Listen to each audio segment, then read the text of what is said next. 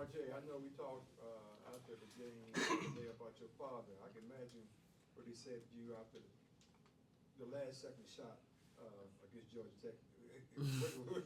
What did he share with you? Anything that you can share with us about that call or no call, if you will? Um, I probably couldn't share with you guys, but he's definitely said like I could have settled for I had the three briefly, or kind of cross over to my right, kind of get to the right, but yeah, that's what he said.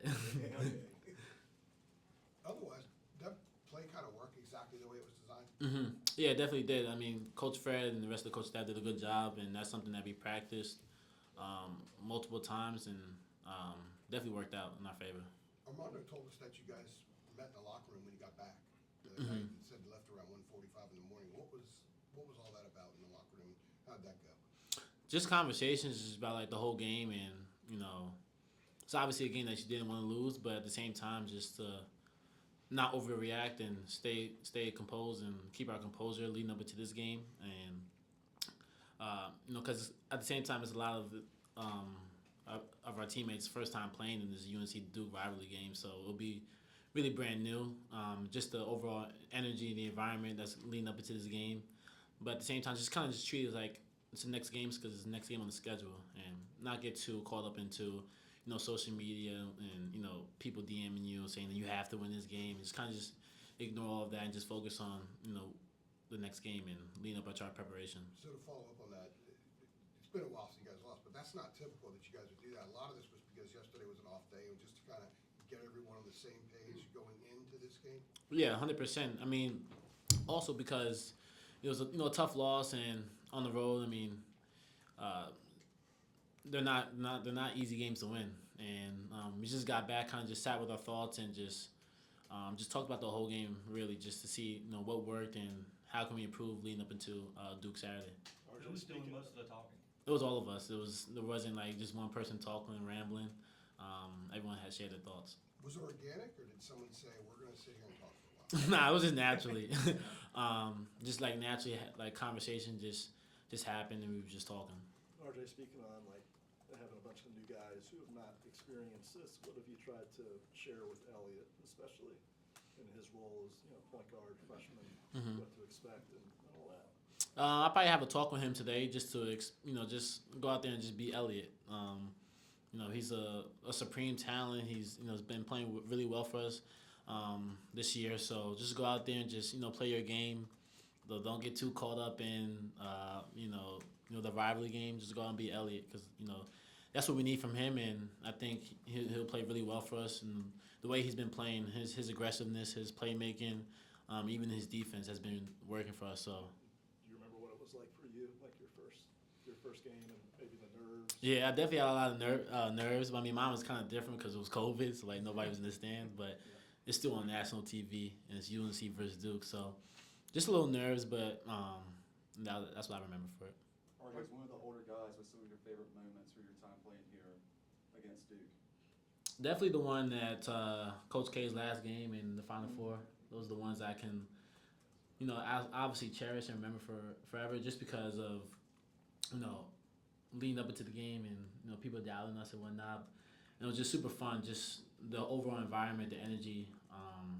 I mean, those, and now I think the Final Four game was the most watched in history. So that's one of the things I'll remember. And how excited is it for your final time playing against Duke in the Dean Smith Center? It's another top 10 matchup. I mean, it's been great. I think anytime you play Duke, it's going to be a good game, and because it's the best rivalry in college basketball. And for being a senior here and playing at the Smith Center, I think it'll be special.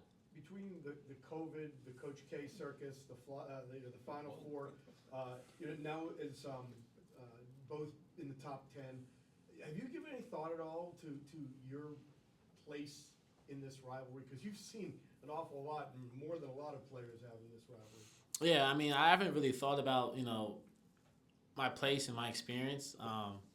For me, it's just just go out there and just treat it like it's a game. I mean, obviously I know the historical background to the games, and the rivalry has been going on for years. But at the same time, just try not to get myself too excited for the game, and just kind of just stay in the moment, stay poised, and just doing what I've been doing.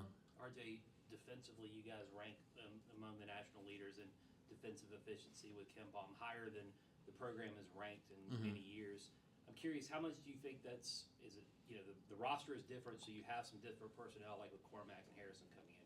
How much of it is maybe mentality or approach? Kind of, what do you think is the reason that you guys have taken such a step up defensively on the season?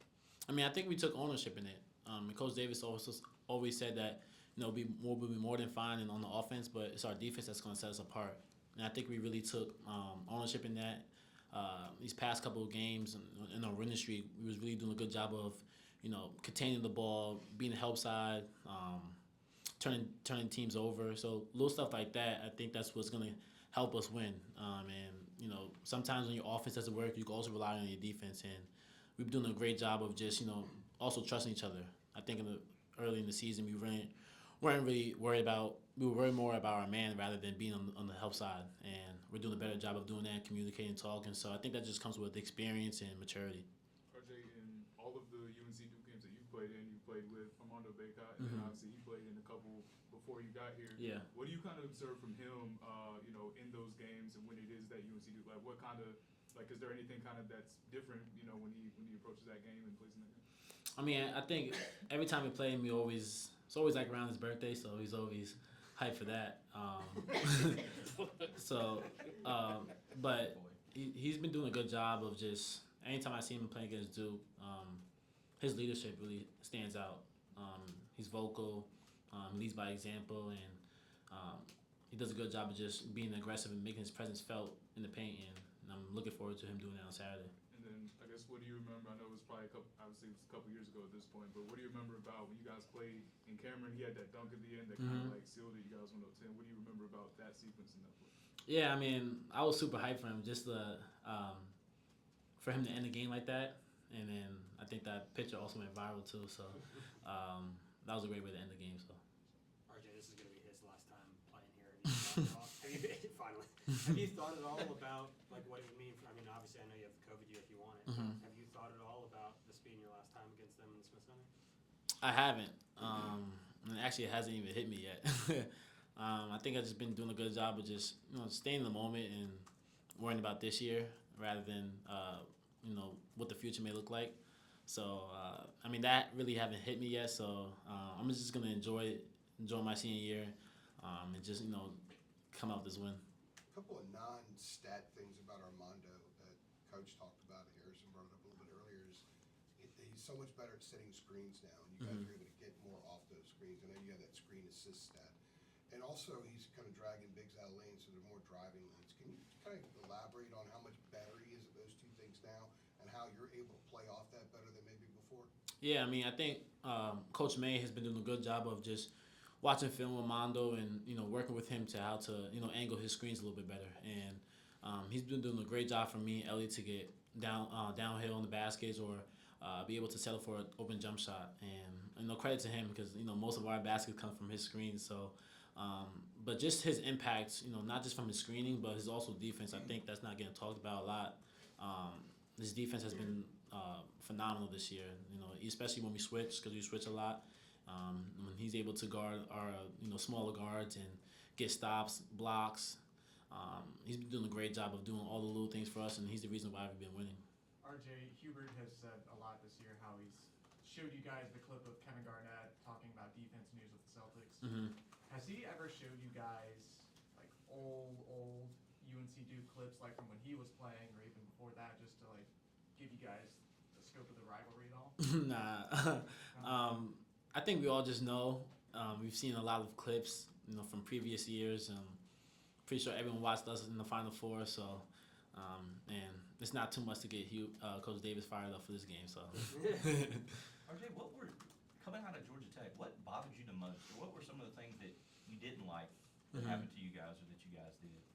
It was just simple game planning mistakes that we practiced, and we went over. I think we could have done a better job of our ball screen coverages weren't that great. Turnovers in the first half, but it was one possession away. If he had made 2 more free throws, probably have won that game. So just little stuff like that, but we just got to key in on little things like that and, do a better job of, knowing our game plans, knowing personnel and whatnot. The month of January was a pretty good run for you guys. Mhm. What did you guys learn that you can kind of carry over to the rest of the season? Just always, stay where your feet are and be where your feet are and, trust each other. I think we did a better job of doing that this year, especially in the January run where we were relying on ourselves, but at the same time, our teammates to be in the right positions, offensively and defensively. So, but at the same time, just go out there and have fun. And I think we're playing with joy, and we're playing Carolina basketball, so that's what makes everything good. RJ, you've done a couple of NIL things with Jeremy Roach. Mhm. Played against him for a couple of years now. Like, do Yeah. you guys have much of a relationship, or what is that sort of like? I mean, Mhm. it's not often that there are two sort of senior guards who've Yeah. gone through it together. I mean, I knew Roach since we were like in 5th grade, so we've been always matching up. It was like Gauchos versus Team Takeover since we were little. I knew Roach then, but we have a good relationship, and whenever we face up with each other, I think we just put that to the side and just go out there and hoop. Beyond that relationship you have with Roach, how do you like this matchup with your guards against their guards compared to past years of this rivalry? I mean, I think for our guards, I think this is gonna be a great matchup from both sides. Duke is a really talented team. They have really good guards that can make shots and get downhill. And our guards, we do the same as well. So I think we match up really well. I'm looking forward to it. RJ, More, we'll get Hubert in here. RJ, you mentioned that you don't need anything else to get Coach Davis fired up. For you. And 2 years ago, he said, we're looking for a fight. Like, have you already started to notice it from him this week, like the extra intensity or anything?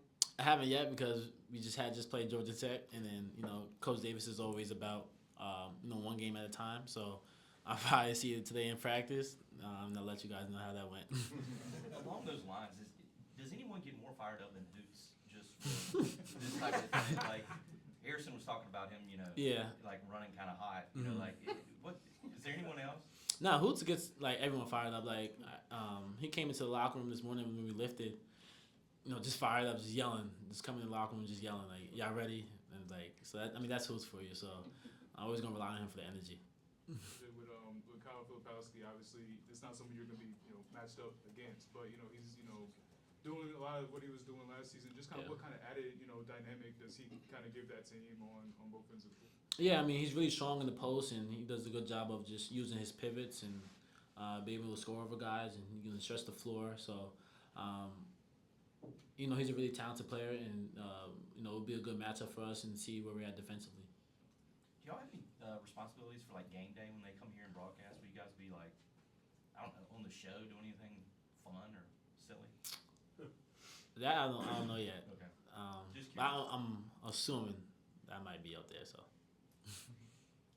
Have you sensed like more? This is the first top 10 one since before you were. Say it again. I'm sorry. This is the first time you wrote in the top 10 since before you were here. Yeah. Do you get a different sense of anticipation?